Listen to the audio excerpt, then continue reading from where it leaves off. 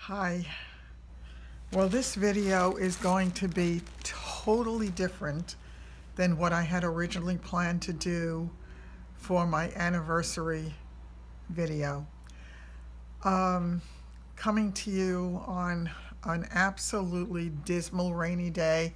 The light is horrible, so I've got artificial light that's not working terribly well, and my apologies for that. But I did want to come to you today because it is my 1-year anniversary. And I'm going to share something with you that I'm not going to share my story because it's too early for me to do that. But I will tell you that I did want to share with you that I am going through a very rough time, right? My dog just jumped over the thing. Sorry about that. Okay, it was like Jack be nimble, Jack be quick. Jack jumped over the candlestick, except he jumped over the base of the tripod. I'm not going to go into the details of it because right now it's too painful and it is not directly involved with my medical issues right at the moment, although they certainly play a role. There's no question about it. So what I'd like to do is to just share, first of all, my feelings about it.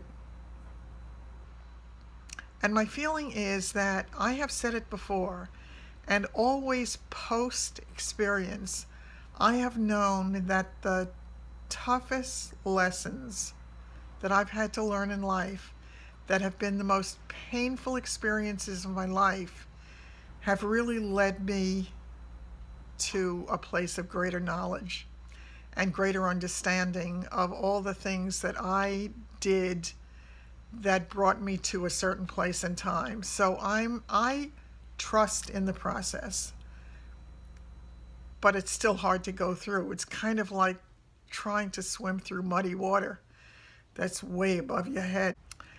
Let me tell you, just briefly, the past year on YouTube has been absolutely wonderful, as I've said.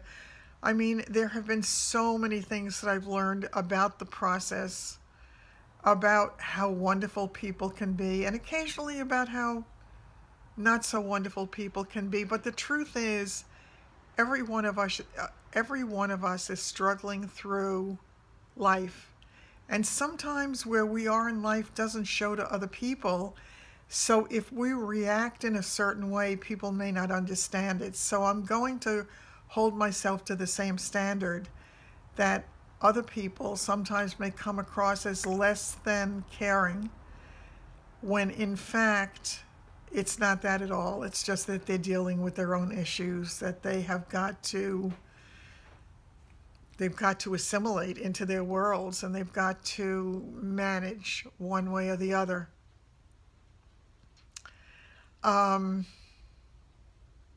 Let me tell you a funny little story. Somebody had asked me about, they were asking about my earlier life and when I had gotten married. I got married very young. I was the first one in my group to get married. I had barely turned 20. And in those days it was done, and not so much today, but back then it was nothing unusual. There are people I knew who had gotten married at 18 or 19, although when I think about it now, from the vantage point of age and more wisdom, it's certainly not necessarily something I would have chosen to do. But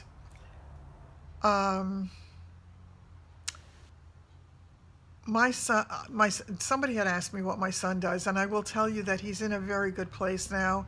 And I am absolutely thrilled for him and for the life that he is experiencing.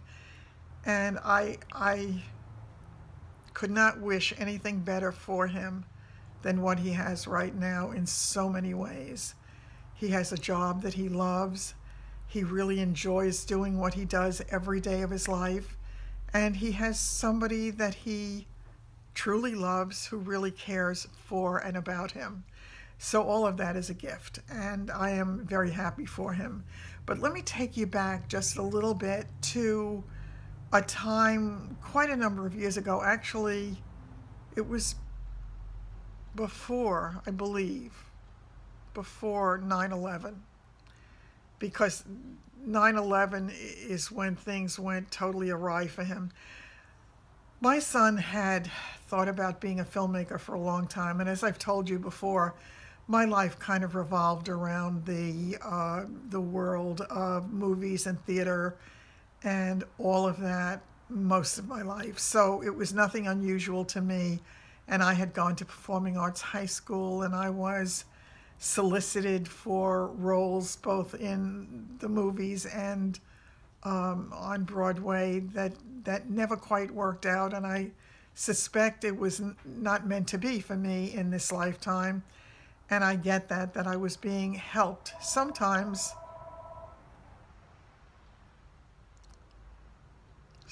you have to be helped to go down a path other than the one you're on. In any case, my son was about to make a movie, and it was the first day of shooting. We were going to Sunken Meadow Park on the North Shore, and it was the day before. It had rained and rained and rained, and everything in the park was totally soggy, but there we were for a shoot. It was scheduled, and you don't change these things if you can possibly help it, because there's a great deal involved with that, and it's very costly to do. So everything was set up. The craft services were set up. The cast and the crew were there, and everybody was ready to work. And at one point, I knew we had to climb this mountain. It was not a huge mountain. It was really a hill. But I was told ahead of time to make sure I wore boots because I had to get up the hill. Well, I guess my idea of boots back in that day was a nice black boot that was a knee-high that had a nice heel on it. Not smart.